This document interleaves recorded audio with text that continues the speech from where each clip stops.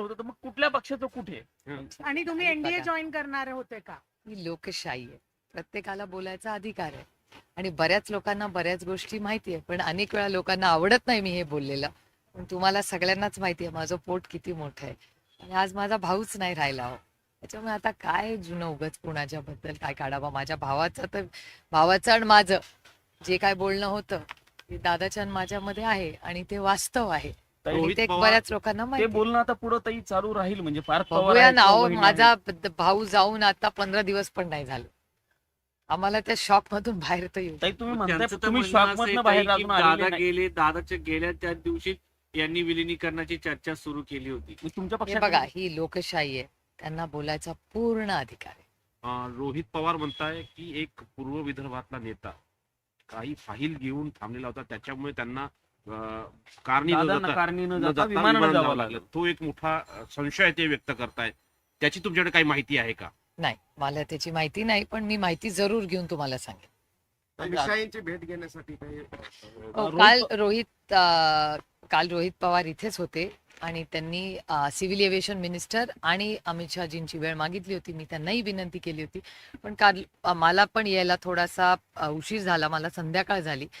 त्याच्यामुळे काल मी ईमेलही केला होता त्यांच्या ऑफिसला की रोहितची इच्छा होती की त्या दोघांनाही जाऊन विनंती करावी ह्या सगळ्याची. पण आज रोहित आता मुंबईला का पुण्याला गेलेला आहे, त्यामुळे परत तो दिल्लीला येईल तेव्हा परत मी विनंती करेन. अमित शहा आणि नरेंद्र मोदींनी आणि इतर सर्व नेत्यांनी कुटुंब म्हणून काय भावना व्यक्त केल्या नाही, एक तर माननीय मोदीजींचे फोनही आलेले आहेत. आदरणीय पवार साहेब जेव्हा हॉस्पिटलमध्ये होते तेव्हाही मोदीजींचा, सोनियाजींचा, राजनाथ सिंगजींचा, राहुलजी, प्रियांकाजी, म्हणजे ओमर अब्दुल्ला, अनेक आदरणीय पवार साहेबांवर प्रेम करणारे अनेक लोकांच्या शुभेच्छा आणि गेट वेल सूनचे फोन आले आणि माननीय प्रधानमंत्रीजी, राजनाथ सिंगजी, सोनियाजी असतील, या सगळ्यांचे मी मनपूर्वक आभार मानते की या सगळ्या काळामध्ये त्या म्हणजे मग दादाच्या वेळेस असेल, त्यानंतर गेल्या 2-3 दिवसात आदरणीय पवारसाहेब हॉस्पिटलमध्ये असताना ज्या पद्धतीने त्या सगळ्यांनीच आणि तुमच्यासारख्या असंख्य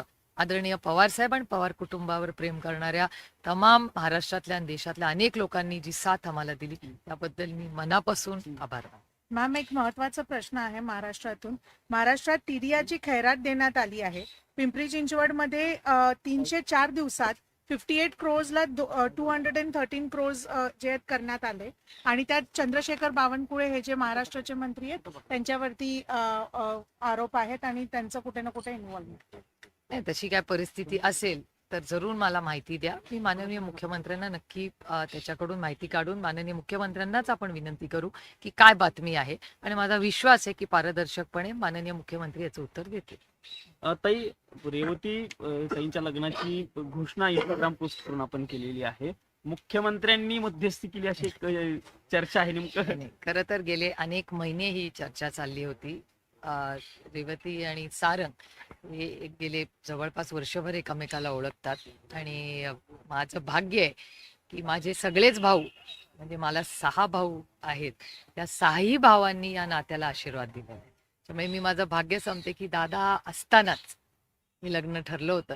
खरं तर दुर्दैव हे दादा आमच्यातून 28 तारखेलाच गेला, नाही तर ही अनाउन्समेंट सगळी फॅमिलीच 30 तारखेला करणार होती.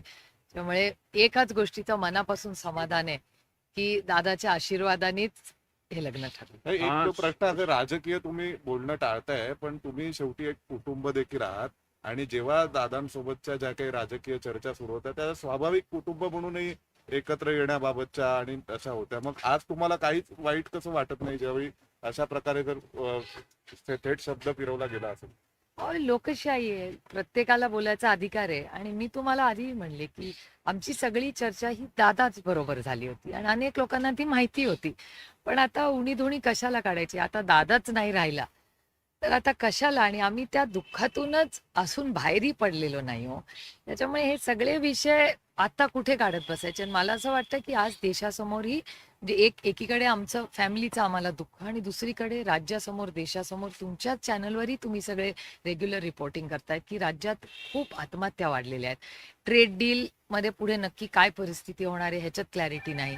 काल आपण सगळ्यांनी जर निर्मलाजींचं भाषणही ऐकलं असेल, त्याच्यात सेस असेल, डेव्होल्युशन टॅक्स असेल, याच्यावर अनेक उलटसुलट गोष्टी येत आहेत. अनेक राज्यांची मतं वेगळी आहेत. 16 फायनान्स कमिशन सुरू होतं आहे.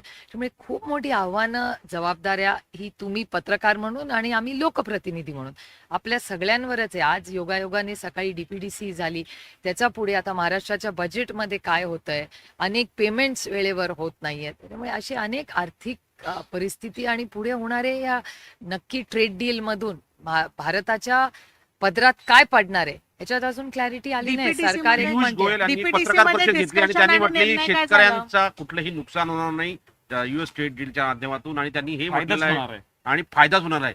तुमच्याकडे काय माहिती आहे? नाही, मला असं वाटतं हे खूप अर्ली आहे. जर शेतकऱ्यांचं चांगलं झालं तर आपल्याला सगळ्यांना आनंदच वाटेल ना. जो आपल्या अन्नधान्य, आपल्या म्हणजे अन्नाला देव मानणारे आपण लोक आहेत, आणि तुमच्या आणि माझ्या भुकेचा प्रश्न सोडवणारा, काळ्या मातीशी इमान राखणारा जर शेतकरीला भलं होणार असेल तर अर्थातच आम्ही त्यांचं स्वागतच करू ना. पण आज वर्तमानपत्रात, चॅनल्समध्ये उलटसुलट बातम्या येत आहेत. त्यामुळे नक्की काय आहे तर आमची एवढीच विनंती आहे भारत सरकारला की पारदर्शकपणे जे काय खरं आहे ते त्यांनी सांगावं. DPTC मध्ये काय डिस्कशन झालं किंवा काय निर्णय नाही, घेतला? मी DPTCला 2-3च विनंती केली आहे. एक तर पार्लमेंट चालू असताना DPTC घेऊ नये, कारण का आम्हालाही यायला आवडतं DPTC सूचना, अनेक अनुभव. जलजीवन मिशन बद्दल अनेक चर्चा चाललेल्या आहेत. ते खूप महत्वाचा फ्लॅगशिप प्रोग्राम आहे.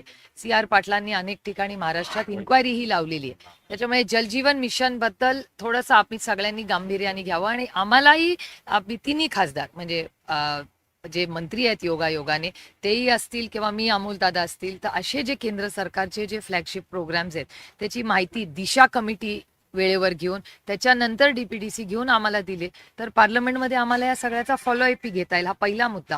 आणि दुसरा की काल आपण सगळ्यांनी जर निर्मलाजींचं भाषण ऐकलं असेल तर त्याच्या AI वर खूप केंद्र सरकारने भर दिलेला असं त्या म्हणाल्या.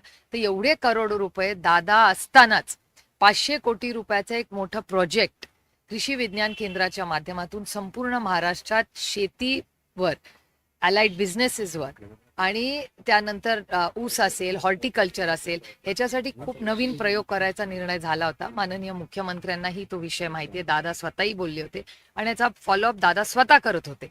त्याच्यामुळे जर एवढे करोड रुपये केंद्र सरकार ही AI साठी देत आहे, नवीन इनोव्हेशनसाठी देत आहेत, तर या शेतीच्या हे जे इनोव्हेशन्स आहेत त्याच्यासाठी पुणे जिल्ह्यात हे उपक्रम चाललेले आहेत.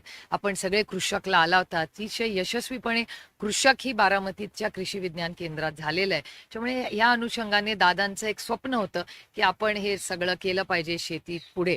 त्यामुळे त्याच्यात दादाचंही मोठं योगदान राहिलेलं आहे. तर ते जे 500 कोटी रुपये आहेत याचाही फॉलोअप झाला पाहिजे, जलजीवन मिशनचा फॉलोअप झाला पाहिजे, असे काही मुद्दे मी DPTC मांडले. ताई, प्रमोद हिंदुराव अजित पवारांच्या पक्षाचे नेते आहेत, तुम्ही सोबत म्हणजे अगोदर ते हो, कामच अर्थातच करत मी होते त्यांना पक्षात. चांगले त्यांनी ओळखते. हा, प्रमोद हिंदुरावांनी असं म्हटलेलं मी त्यांनी एक शोकसभेमध्ये काल असं विधान केलं की प्रफुल्ल पटेल हे एक फाईल घेऊन अजित पवारांकडे आले, त्याच्यामुळे अजित पवारांना विमानानं जावं लागलं, अन्यथा ते कारने जाणार होते, अशा पद्धतीची शंका त्यांनी उपस्थित केली. आणि त्या फाईलवरती सही करण्यासाठी वेळ गेला असं त्यांचं म्हणणं आहे. मला नाही माहिती, मी प्रमोदजींकडून माहिती काढून तुम्हाला सांगू शकते. प्रमोद हिंदुराव आमच्या आज कुटुंबातले दादा असते तर विलिनीकरणाची घोषणा झाली असती.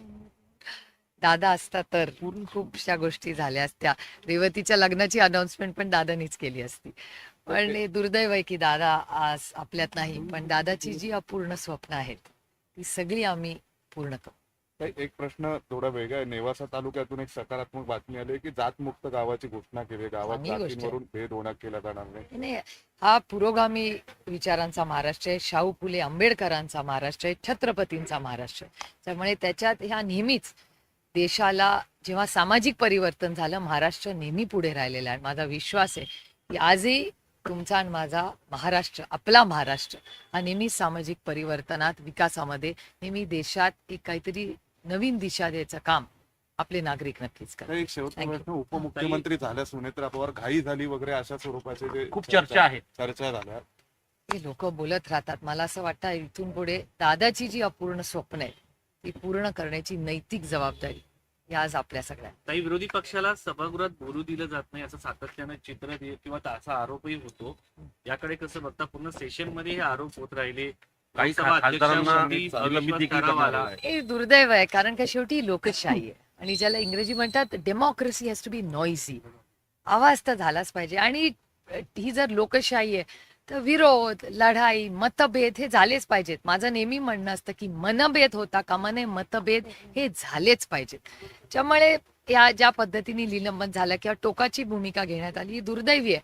कारण का लोकशाहीमध्ये सगळ्यांनी बोललं पाहिजे, म्हणूनच ते ती लोकशाही आहे. गाईज तुम्हाला घ्यायचं मॅम, ऑपरेशन खैरात झी 24 तासने जे काढलं तुम्ही आता सांगितलं डिटेल्स द्यायला, पण TDRच्या संदर्भात ज्या प्रकाराने चंद्रशेखर बावनकुळे यांच्यावरती आरोप केले गेलेत आणि कार्यकर्त्यांना किरपाती मिळाली आहे की 304 दिवसात मी ह्या सगळ्याची माहिती घेईन आणि मला असं वाटतं मला विचारायच्या ऐवजी माननीय मुख्यमंत्र्यांकडूनच आपण क्लॅरिफिकेशन आवाज कुठे हा मुद्दा उचलला जाणार का? कारण की ऍट द एंड हे महाराष्ट्राचं हे नाही आहे. अर्थातच जर कुठलाही गैरव्यवहार महाराष्ट्रात नाही देशात कुठेही झाला तर त्याच्या विरोधात आमची नैतिक जबाबदारी आहे की त्याच्या विरोधात आम्ही बोललोच पाहिजे. थँक्यू